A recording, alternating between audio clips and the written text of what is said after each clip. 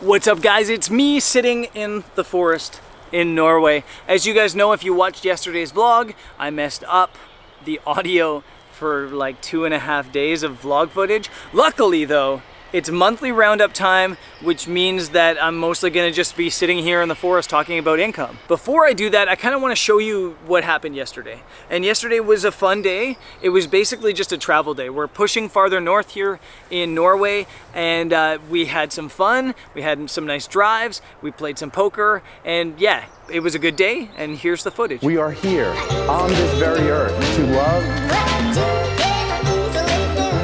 and to be loved.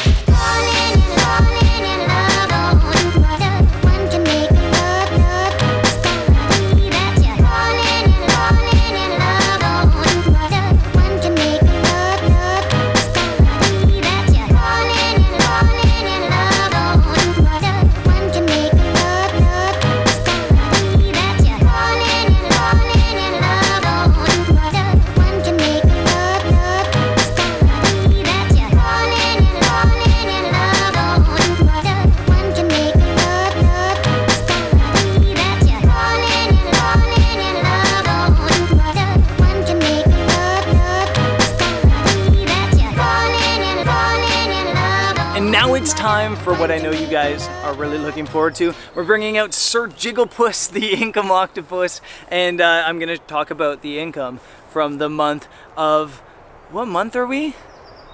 The month of June. So June was a good month, income-wise. It's starting to flow. I mentioned that Q1 of the year is always tough, and then throughout the summer it seems to grow towards the end of the year, and then it kind of ends with a bang at the end of Q3. So we're starting to flow into some nice income, and this is where it came from. The first leg of the income octopus is editorial. No, editorial's here.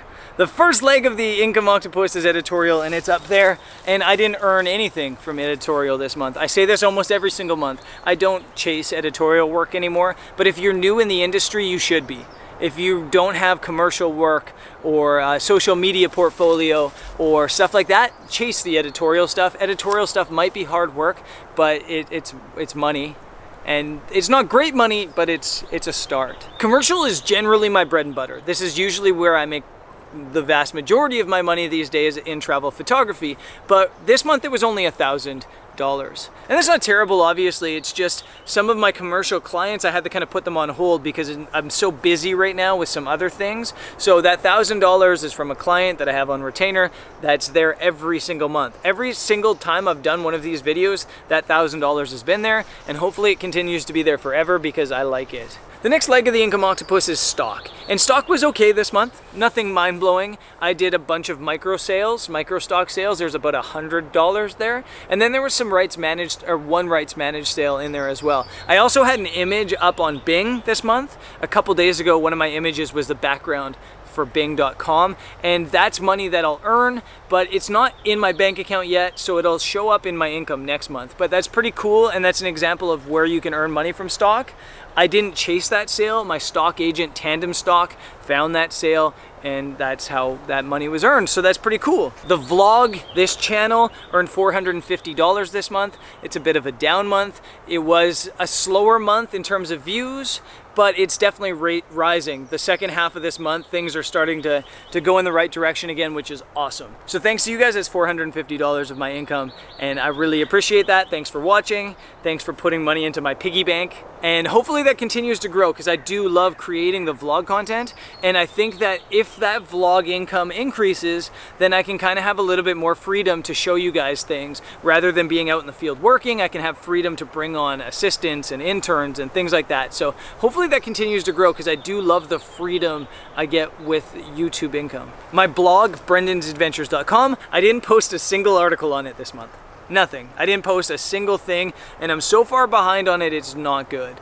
But I did make an ad sale this month, so it earned $500. So even though I didn't do anything on the blog, it earned $500, and I love that.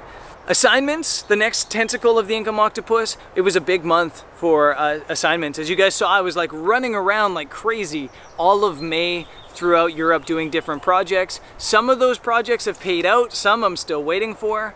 And that total income was $4,000 this month. So that was a nice month of assignments. I'm on a crazy amount of assignments for the next couple months, so that's gonna continue to be a nice source of income. The next leg of the income octopus, the next tentacle of the income octopus is social. And what social means is if I like sell a sponsored post on Instagram or Facebook or Twitter. And I didn't this month, I didn't do any social, so a 0 for social. Finally, the last tentacle of the income octopus, I just realized I've probably been pointing wrong the entire time, but the last tentacle of the income octopus is affiliate and miscellaneous, and I earned $260 there, and that's Amazon affiliate income. So in the description of these videos, I always like point out one of the products I'm using, like my drone, for example, or something like that, and if people click on that link and buy products from Amazon, I get a little bit of a kickback. So in total this month, there was $6,410 worth of income. That is definitely something I can deal with. That $6,000 a month mark is something kind of that I've been like striving for and hoping to keep sustainable. I think it has room to grow as well. I don't think I'm working too hard. I also think that I can value myself a little bit higher as well. So I'm really happy with $6,400. And I know that July is gonna be even better. And so I'm really stoked with the way things are going with the business right now. Absolutely stoked.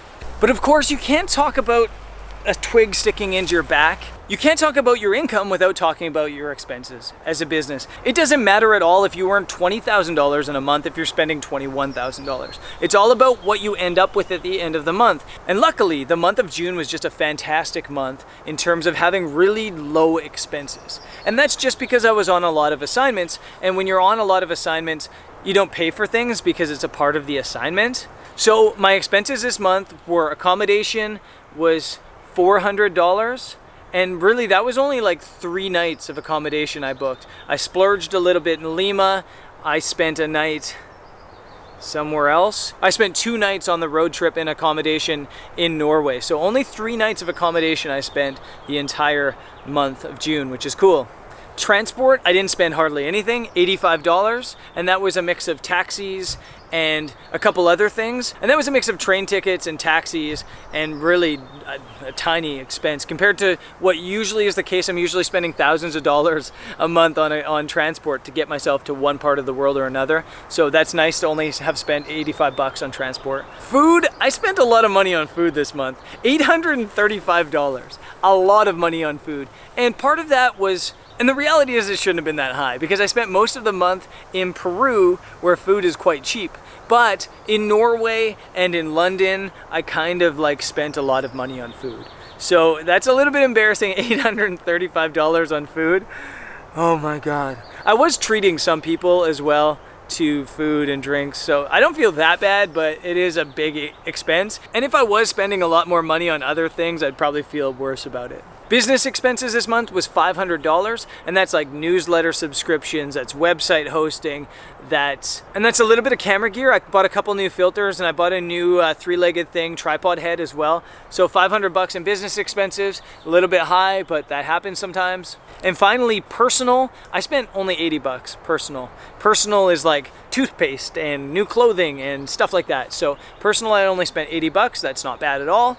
And my total expenses for the month was $1,905. When I started traveling, my expenses on a monthly basis was right around $1,500, and I wasn't getting freebies. I wasn't getting free accommodation, free food, or anything like that. I was spending $1,500 in a month. So it's kind of crazy that this month I had so much free accommodation and food and stuff like that, and I still spent more than that, but I'm totally okay spending $1,905. As your income grows, your expenses are definitely gonna grow. That's just how business works. And in total, my business profit for the month was $4,495, if I've done the math right, which I probably haven't, because you guys might not know this, but I'm terrible at arithmetic.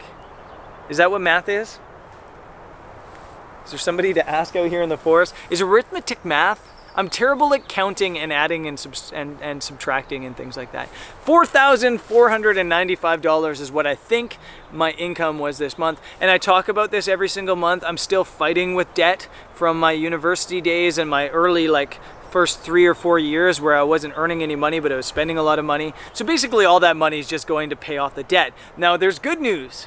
If the next 2 or 3 months goes really well, like I think it's going to, I might be debt free by the end of 3 months. How cool would that be? That would just be like, I've been in debt since I was 18 years old, so that would just be phenomenal. And I'm really looking forward to that. So fingers crossed that things are looking good. There is probably one big business expense coming up that you guys have been asking about, and I'll probably let you guys know. The 6D Mark II has been announced by Canon. When I get home to Canada in September, I'll 99% sure be buying that camera. The 6D Mark II looks fantastic. It fulfills all the needs I have. It doesn't shoot 4K, which would be absolutely nice, but it does do 4K time-lapse, which is really cool. And it does some other things that I'm really looking forward to. It has a flip-out screen, which I've been dying for. It's got more autofocus points that are all cross-type, which I've been dying for.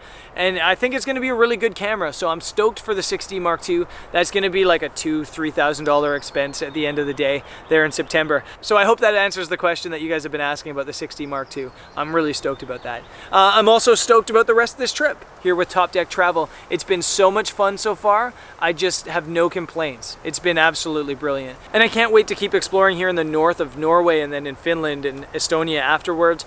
On tomorrow's episode, we cross the Arctic Circle, and on tomorrow's episode, halfway through, you get audio back. So look forward to audio, and I guess I'll see you guys on tomorrow's show. Peace.